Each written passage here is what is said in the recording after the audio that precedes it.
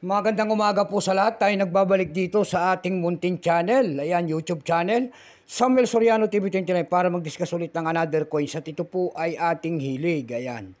Mangulikta ng barya. Kaya ho tayo nandito nagsisili ng kanilang mga alaga. Ang presyo po ng ating mga coins.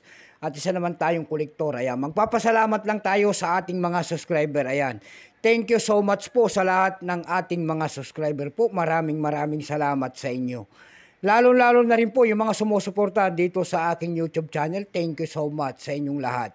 Maraming salamat din po sa nanonood doon sa aking FB page. Ayan, Samuel Soriano po. Lahat po na nakapalo sa akin doon ay thank you so much. Lalo-lalo na mga nagsisint ng star sa akin ay maraming salamat sa inyo. Meron naman tayong namang hindi pa po nakapag-subscribe dito sa aking munting channel.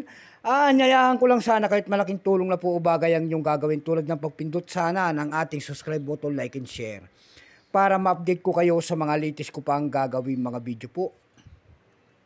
Meron naman tayong pag-uusapang barya guys at ito po ay pera po ng Indonesia.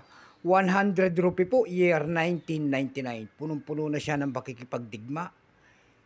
Ayan, baka mayroon kayong mga ganyan, mga word coins. Ayan po. Bultuhan po ang bili natin sa mga ganito mga word coins at hindi pa po kamahalan. Ayan. Bago tayo magsimula sa ating talakayan, kilalanin mo muna natin siya para malaman natin ang kanyang presyo. Issue po, Philippines po. Period Republic 1946 up to date po. Ayan. Issue po, Indonesia. Period Republic 1950 up to date po. Type nito standard circulation coins. Years 1999 hanggang 2005. Value nito 100 rupee Indonesia. Currency rupee 1967 up to date po. Composition niyan ay aluminum. Kaya pa maselan po yan. Kaya punong-puno na siya na makikipagdigma. Ayan, no? May bigat lamang itong 1.79 grams. May habang 23 mm. May kapal po naman 2 mm. Hugis po. Bilog orientation.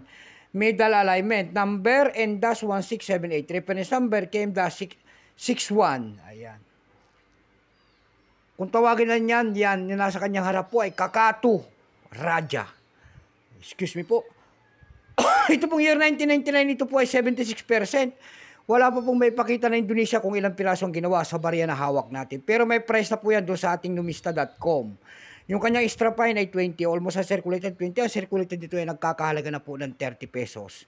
Dako tayo sa kanyang mga presyo sa pamantayan nating platform. Doon sa ating EB.com, meron tayong nakita nagbebenta doon ng $12.93. Nasundan po ito ng $8.99. Yung pinakamababang bintahan doon ay $5. Dako tayo sa Carousel PH. Sa Carousel PH po, meron tayong nakita nagbebenta doon ng 200 pesos. Nasundan po yan ng 100 pesos. Yung pinakamababang bintahan doon ay nagkakahalaga po ng 65 pesos. Ayan lamang po ang ating may babahagi. Keep safe po sa lahat and God bless.